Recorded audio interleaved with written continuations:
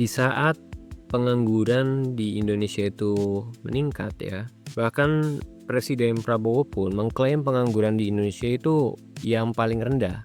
Tapi faktanya justru malah tertinggi se-ASEAN. Ya kita bisa lihat ya di sini. Kalau Pak Prabowo itu bilang katanya pengangguran nasional itu berhasil turun ke level terendah sejak krisis 98. Ya gue nggak tahu ya dia dapat data dari mana. Katanya sih angka pengangguran terbuka per Februari 2025 tuh berada di level 4,76%. Ya ini katanya mengalami penurunan ya dari posisi 4,82% dari tahun-tahun sebelumnya gitu. Ya kayak gini sih guys datanya ya katanya sih. Cuma kan ini yang ngasih catatan itu kan tim dari BPS ya atau Badan Pusat Statistik per Februari 2025 itu katanya 4,76%. Gue nggak tahu ya ini datanya benar-benar valid atau enggak karena dari beberapa waktu lalu pun tim BPS itu juga salah dalam menilai angka kemiskinan di Indonesia. Ya siapa tahu kayak gini tuh blunder dari mereka ya. Jadi mereka tuh cuma ngasih datanya,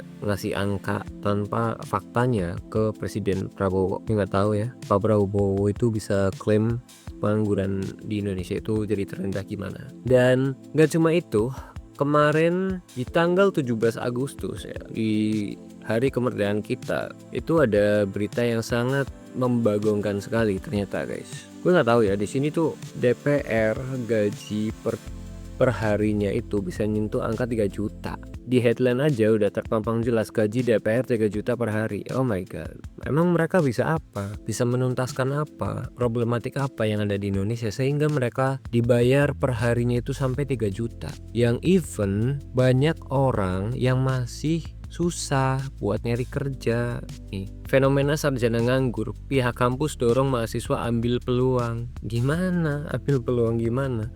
Orang yang nganggur aja banyak cuy. Itu pun mungkin dari kampus-kampus yang gede gitu ya.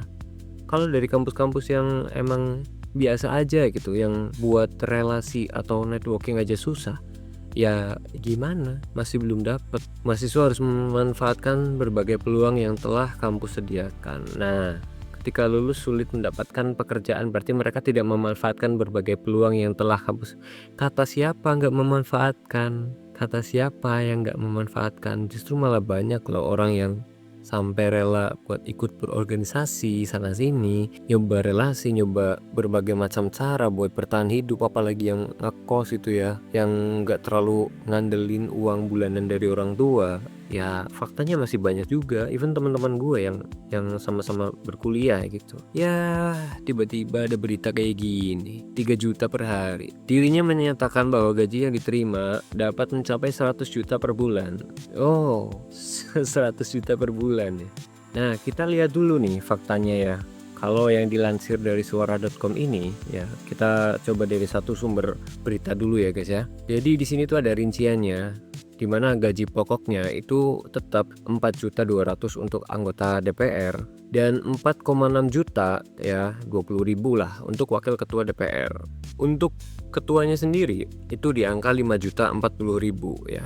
Nah jelas nih, clear nih ya, gaji pokoknya aja masih 4-5 jutaan lah. Lalu ada tunjangan suami istri sebesar 10% dari gaji pokoknya. Ada juga tunjangan anak. Jadi kalau misalkan punya 5 anak itu udah 10% juga ya ternyata ya. Oh maksimal untuk 2 anak maksimal. Oke.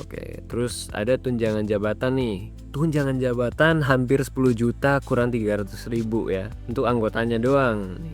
Nah kalau wakil ketua itu 15 juta. Ketuanya itu 18.900.000 alias 19 juta kurang 200. Orang dapat kerjaan kayak gini dari mana? Kita para pekerja atau buruh tuh menjerit sih. Ya menjerit. Yang UMR 5 juta aja biasanya masih kurang dan pinjam sana sini, apalagi yang di bawah 5 juta, katakanlah di bawah 3 juta lah, di Jateng masih banyak lah gaji under 3 ataupun 2 juta, itu masih banyak banget. Sedangkan ini di luar gaji pokok loh ya, bisa sampai 5 jutaan. Nih tunjangan komunikasi macam apa?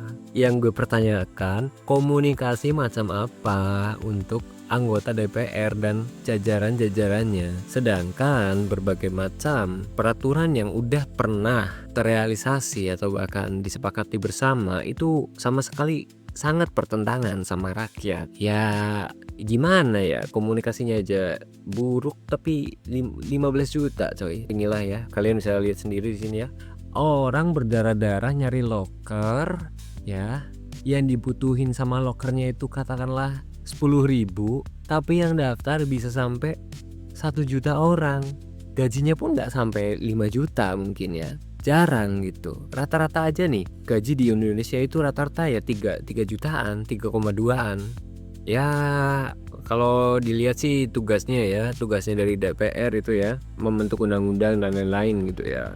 Gue sih kalau misalkan cuma tugasnya kayak gini, cukup gue serahin ke ChatGPT aja beres sih. Lanjutlah ke amarah netizen.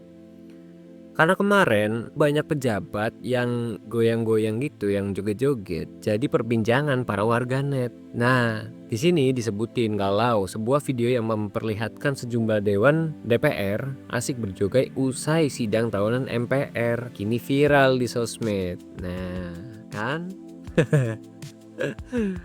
Aduh.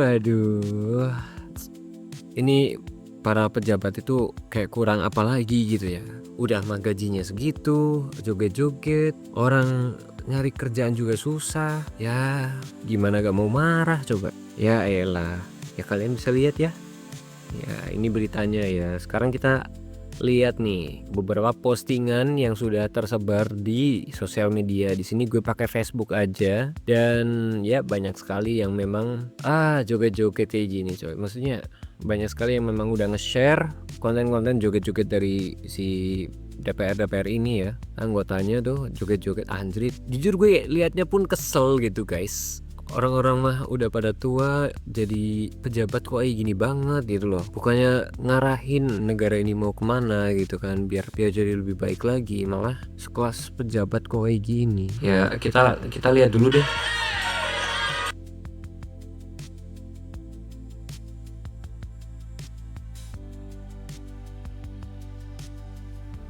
Joget 100 juta viral cok.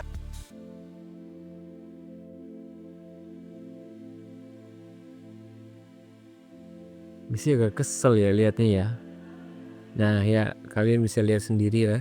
Mungkin gue juga mau ngeliatin beberapa komentar netizen ya.